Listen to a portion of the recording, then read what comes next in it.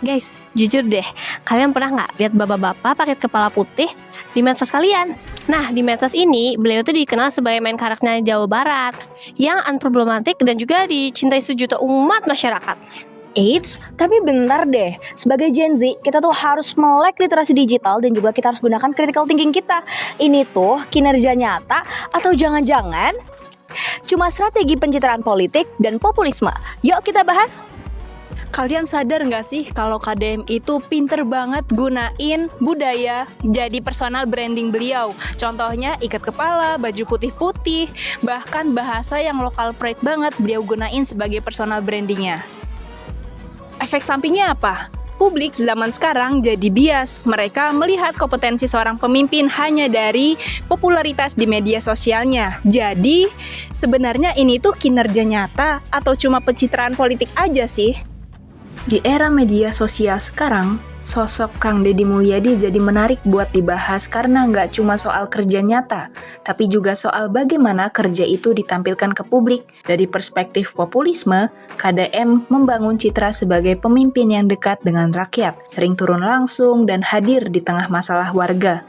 Sementara dari sisi pencitraan politik, setiap aksi itu kemudian diperkuat lewat konten media sosial yang bikin publik merasa ikut melihat dan merasakan prosesnya. Nah, gaya kepemimpinan yang one man show begini punya dua dampak bagi demokrasi kita. And we need to talk about this.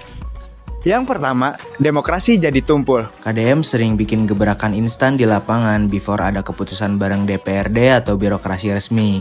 Di TikTok emang kelihatan herois, tapi efeknya bikin sistem pemerintahan jadi males dan gak jalan. Semuanya mesti nunggu sang pahlawan turun tangan. That's not how demokrasi works, bestie. Yang kedua, kebijakan jangka pendek. Populisme itu kekurangannya cuma nyembuhin gejala, bukan penyakit. Nolongin satu orang di depan kamera itu heartwarming, tapi gak ngebenerin sistem kemiskinan makro buat jutaan orang lainnya. Biar nggak cuma jadi konten, dua solusi konkret ini bisa dilakuin. Yang pertama, evidence-based policy, di mana kebijakan KDM tidak cuma berasal dari kata netizen aja, tapi berdasarkan riset dan data. Dan yang kedua, pelembagaan sistem, di mana kebijakan KDM dijadikan sebuah peraturan daerah yang sah, supaya ketika KDM sudah tidak menjabat, sistem kesejahteraan masyarakatnya tetap berjalan. Terus gimana kalau misalkan jadi pemimpin yang populis, kebijakannya menuai pro dan kontra? Solusinya jangan malah war di kolom komentar atau mengandelin pembelaan netizen. Pemimpin harus berani membuka ruang uji publik yang transparan. So, apakah keviralan bagus untuk demokrasi? Bisa jadi obat, bisa juga jadi racun. Bisa jadi obat kalau kita memanfaatkan kepopularitasan untuk mendongkrak birokrasi yang kaku. Bisa juga menjadi racun kalau kita terlalu memuja figur. Nah guys, demokrasi yang sehat itu nggak hanya diukur dari viewers yang banyak, tapi dari seberapa makmur warganya, bahkan pas kameranya udah dimatiin.